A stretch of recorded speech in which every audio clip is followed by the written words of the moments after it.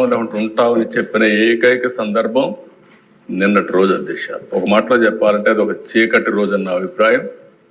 ప్రజలు 11 మందిని గెలిపించారు, 11 గంటలకు వచ్చారు, 11 గంటల 11 నిమిషాలకు వెళ్ళిపోయారు. అంటే కరెక్ట్ గా 11 నిమిషాలు ఉన్నారు. ఆ 11 నిమిషాల్లోనే స్పీకర్ను అవమానించడం ఇవన్నీ జరిగే పరిస్థితి వచ్చింది. అధ్యక్ష, ఒక్క విషయం గుర్తుపెట్టుకోవాలి, ఇక్కడుండే మనం కానీ ప్రజలకు కానీ విజ్ఞప్తి చేయాల్సిన అవసరం ఉంది.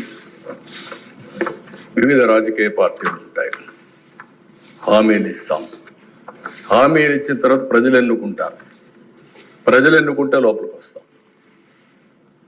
ఈరోజు ఏ నాయకుడైనా సరే ముఖ్యమంత్రిగా ఉండి కూడా ఓడిపోయిన సందర్భాలు. నిన్న మీరు చూస్తే ఢిల్లీలో కేజ్రీవాల్ ఆయన ఎమ్మెల్యే గెలవలేదు. ఎమ్మెల్యే గెలవకుండా నాకు ప్రతిపక్ష హోదా ఇవ్వాల్సిందే అని డిమాండ్ చేస్తే, లేదంటే నేను అసెంబ్లీకి వస్తానంటే